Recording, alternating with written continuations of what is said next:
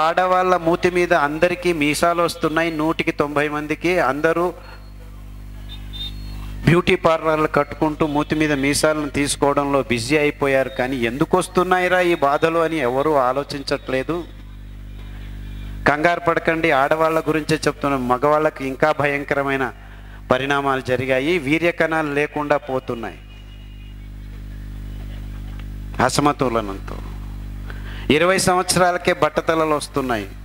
ఎంతోమంది యువకులు బట్టతల పెట్టుకొని 20 సంవత్సరాలు నాకు పెళ్ళి కాదు సార్ ఇంకేం చేయాలని మానసికంగా దెబ్బతిని బెంగపడుతూ మానసిక రోగులుగా తయారవుతున్నారు.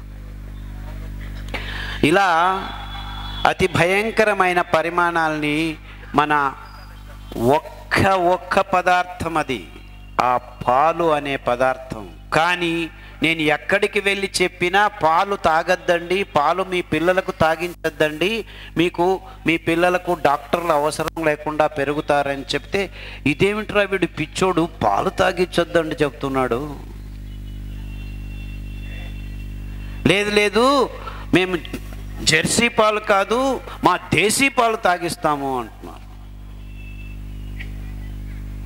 దేశీ పాలల్లో హార్మోన్లు కృతకంగా చేసినవి లేకపోయినా ఆవు పాలు ఎవరి కోసం ఇస్తుంది? మీ పిల్లల కోసం ఇస్తుందా? ఆవు స్తనం నుంచి పాలు నేరుగా ఆవు దూడ నోట్లోకి వెళ్ళాలి. దానికోసం దేవుడు సృష్టించాడు ఆ పాలని. ఆ దూడను అలా చూపించి పక్కకు కట్టేసి మిషన్లు పెట్టి మీరు ఆ పాలను పీకి దానిలో తీసుకొచ్చి మీ పిల్లాడికి పాలు పరిపూర్ణ ఆహారం అని ఎవడో చెప్పాడని పఠ్యపుస్తకాల్లో రాసుకొని పాలు తాపిస్తే ఆ ఆవు దూడ 6 నెలలు ఆ పాలు తాగితే ఇంత పెరుగుతుంది. మీ పిల్లోడు ఇంతే పెరిగేది. అంటే ఆవు పాలలో ఉన్న హార్మోన్ సమతులను ఆవు దూడ పెరిగేదానికి దేవుడిచ్చాడు.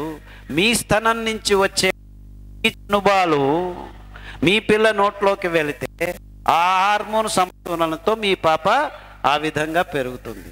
అంటే ఆవు పాలు మీ పిల్ల నోట్లోకి వెళ్ళవలసిన ఆవు ఇంతే, తర్కం ఇంకేమీ లేదు. ఇంత సరళమైన విషయాన్ని ఇంతవరకు ఏ డాక్టరు ఏ విజ్ఞాని చెప్పట్లేదు. అందువల్ల మనకు ఇబ్బందులు అవుతున్నాయి. ఆడవాళ్ళ ముట్టు సమస్యలు రోజు రోజుకు పెరిగిపోతున్నాయి. దానికి సాక్ష్యం గర్భకోశ కంచుల్లో గడ్డలు, పీరియడ్స్ అయితే ఆగవు, ఆగితే రావు, అండాణువుల్లో నీటి గుల్లలు, ఎండోమెట్రియాసిస్, ఆ గర్భకోశం సంచుల్ని అందరినీ పట్టుకునే ఒక పొర ఆవు కావటం, వాపు కావటం, 6 మిల్లీమీటర్లు ఉండాల్సింది 20 మిల్లీమీటర్లకు పెరగటం,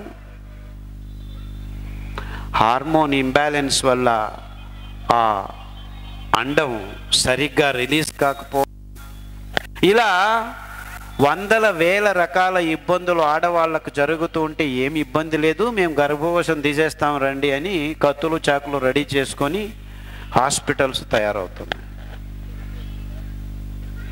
అలా ఇప్పుడు గర్భకోశం ఆడవాళ్ళు 100కి 80 మంది తయారవుతున్నారు. By the time they are 45.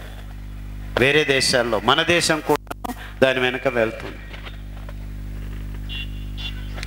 అంటే ఇంత విపరీతంగా, ఇంత అసహజంగా మన దేహాలు మారిపోతున్నాయి.